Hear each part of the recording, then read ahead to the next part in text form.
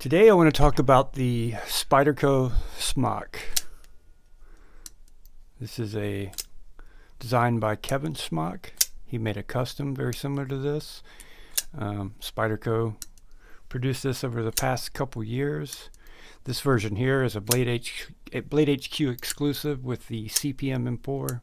It came with jade scales. Actually, I've got those right here. These are the scales that originally came with, and this is the standard Spyderco pocket clip that, in my opinion, sucks. I don't know why they don't just put deep carries on their own. I guess they're keeping the secondary market in business, right? But I've upgraded it to a Lynch anodized titanium pocket clip, which I really like. It's great. Lynch makes perfect pocket clips for the Spyderco knives. I also upgraded the bearings in this. The bearings that were in it weren't bad, but these Skiff Bearings, they definitely made it a little bit smoother. Excuse me. And the way this is set up right now, this knife is pretty much flawless. Here's the box. Hope that's focusing in there for you so you can see. You're gonna get any numbers or anything off of it.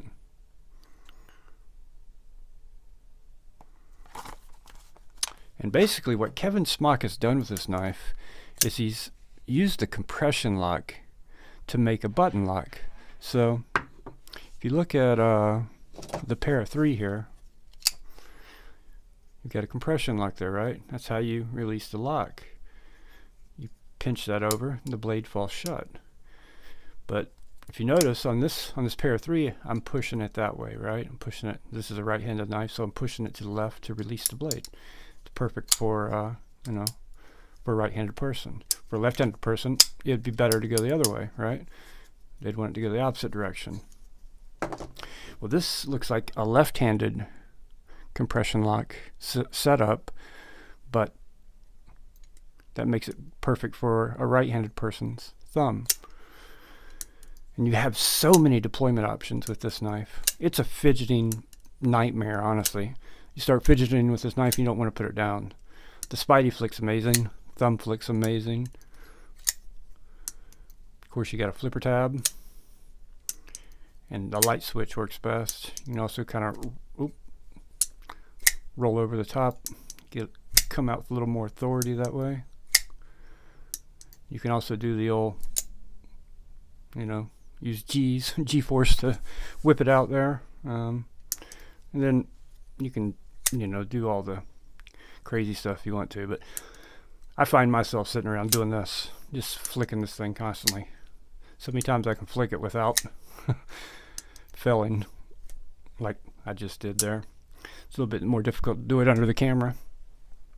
This is a beautiful knife. These scales are Reylight titanium frag scales. Again, this is something that's hard to come by these days. I think a lot of it has to do with the state of the world currently. Hopefully things start to come back. I don't know if Spyderco's going to continue making this knife though, because I haven't seen anything saying, well, if they are making it, they're not making any changes to it that I'm aware of. This knife is so successful for them, I'm shocked that they're not coming out with some different variations of it, some different blade steels, different scale options, maybe some micarta scales, or they could do so much with this knife. DLC blades, different color, anodized titanium with different color clips and stuff. They could do so much with this knife, and it's been very successful for them. No one can keep them in stock. When they had them in stock, they couldn't keep them in stock.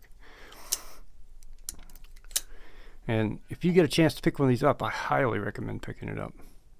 I don't think I'll ever get rid of this knife. I think I'll keep it forever. It is just fantastic. And this M4 steel, I've sharpened it a couple times. One thing I will say about it, it's not the easiest steel to sharpen. I don't know if it's because of the hardness. It just takes longer. It's not that it's hard to sharpen. It just takes more swipes than other steels do. But once it gets the edge, it holds the edge for a very, very long time. This is probably the best best edge holding knife I have. It's still pretty sharp right now. I haven't sharpened this thing, and I don't know. I don't remember the last time. It's probably been over a month since I've sharpened this knife. And still razor blade.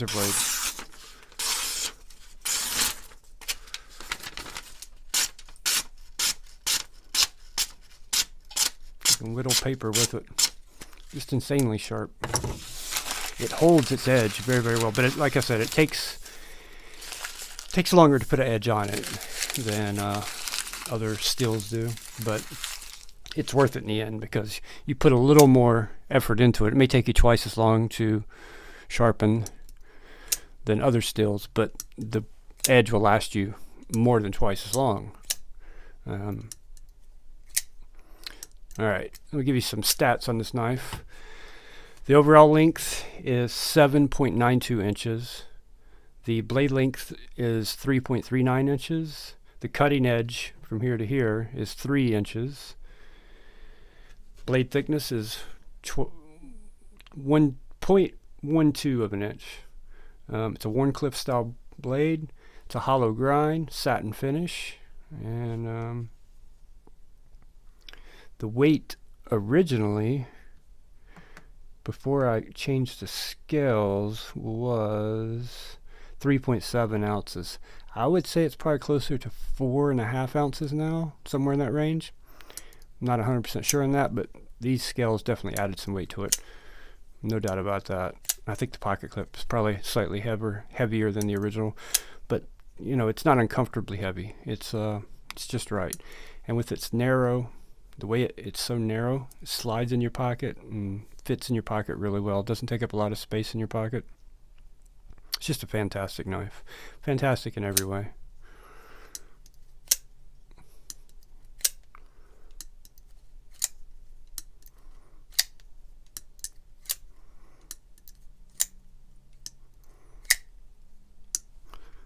And with that button in, you see how it's just loose there.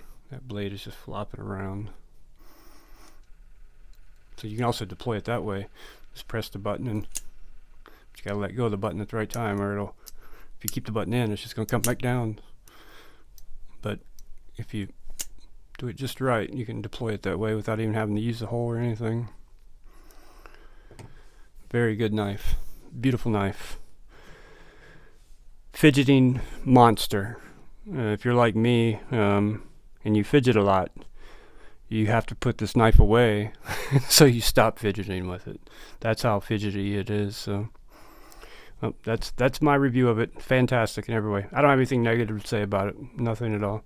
Only negative thing I can say is Spyderco should make more of these and more variations of them, and give everybody options. One thing I will say is Kevin Smock, the original designer, he makes engraved titanium scales now with different patterns and different colors that you can buy directly from him that fit this knife. They're pretty pricey. I think I got $150 for a set of them. I haven't bought any yet, but I've been thinking about it since he designed the knife. It's only right to buy some scales from him, right? And I really hope Spyderco uses this design in future knives. You know, this compression button lock. I mean, they could do so much with it, with all their knives and future models of knives. So I look forward to seeing more of it in the future, and hopefully more variations of this one in the future. Thanks for watching. Leaving comments if you have any questions. Subscribe if you enjoyed the video. Leave a like if you enjoyed the video. And I'll see you guys on the next one. Thanks.